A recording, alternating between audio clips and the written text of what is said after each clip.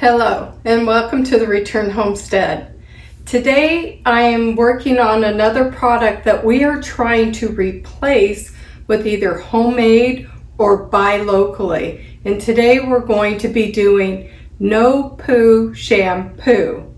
It is a current theme that's going around out there now. People are realizing that there are a lot of chemicals that they're putting in shampoo that is really not good for you. So I'm going to be making our own homemade shampoo.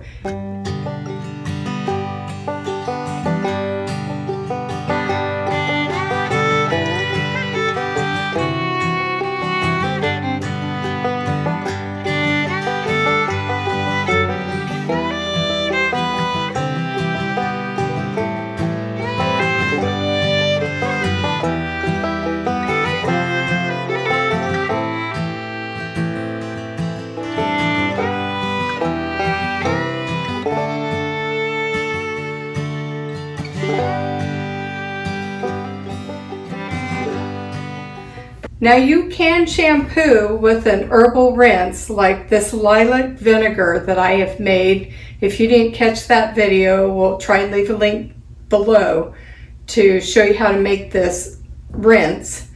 But I'm going to be using homemade castile soap. This is a peppermint castile soap and it has been grated. So you can either chop it up or grate it, whatever you choose to do. Now what I am using is flowers that I have grown mostly in my art garden.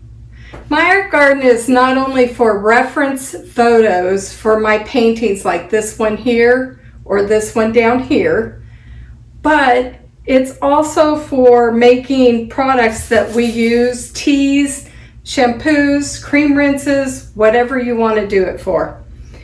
So in today's recipe, I'm going to use about 4 quarts of water. And you're going to put that in a saucepan. To that, I'm going to add 2 ounces of castile soap. This is a homemade, like I said. You can use any castile soap. You can use liquid if you want. It's a little different if you use the liquid, but I'm going to use about 2 ounces. But that's roughly 2. To that, I'm going to add some rose petals. This is marshmallow leaf. You can use the flowers, the leaves, whatever you want. This is lemon thyme. Oh, and I stuck lemon balm in there as well. These are sage flowers. A little more rose. And then in this tin I have peppermint, dandelion, hibiscus, sage, and I'm at a handful of that. Calendula, all of those are really good for your skin. And I'm going to put this on the stove, bring it up to a boil, and turn it off and let it steep. You want your soap to be totally emulsified in there. You don't want big chunks of soap. You want it to melt. You can use just about any flower or herb that you want. You can add aloe vera to this. Aloe vera is extremely good for your skin and hair. You can use nasturtiums, pansies, whatever flower you choose or whatever herb you choose. And basically you want to bring this up to a boil. So you're making a strong tea. Peppermint is extremely soothing. I've got quite a bit of peppermint in this. So we're gonna just let this come up to a boil, turn it off, and let it steep. Now that it's come up to a boil, I'm going to take it off the heat and cover it and let it steep for about 20 minutes. While this is still hot and while I'm letting it steep, I'm going to add about 1/2 teaspoon of sweet almond oil. That will add some conditioning to it You can add jojoba, you could add whatever oil you want, argan oil, but this one I'm going to add the sweet almond oil.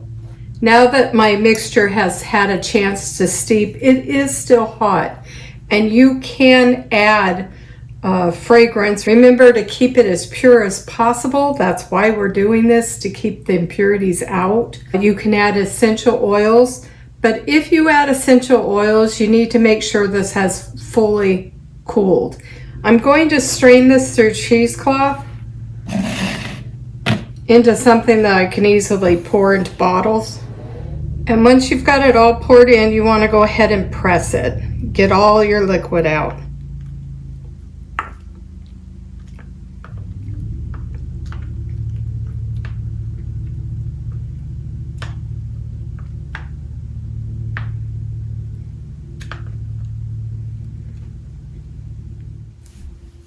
So once you've pressed your mixture and gotten all the herbs and flowers out, you're going to want to let it cool if you're going to add essential oils to it.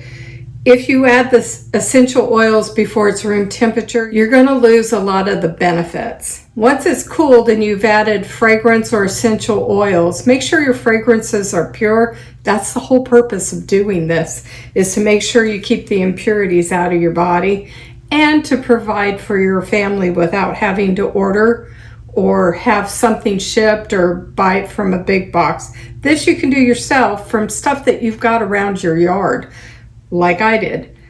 So I picked up a bunch of these little plastic bottles. I'm not big on plastic, but glass in a shower doesn't work for me either. So you're going to pour it into these bottles, hopefully without making a mess.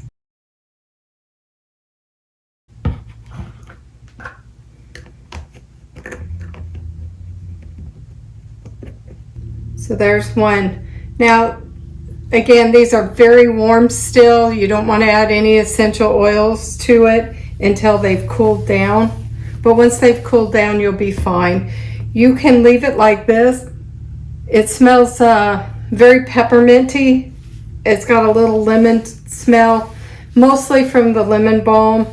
So whatever you choose to do, some people use this once a week and then use the rinse that I made in the last video where I made a floral rinse, and they'll use that on a daily basis or every other day or whatever makes you comfortable.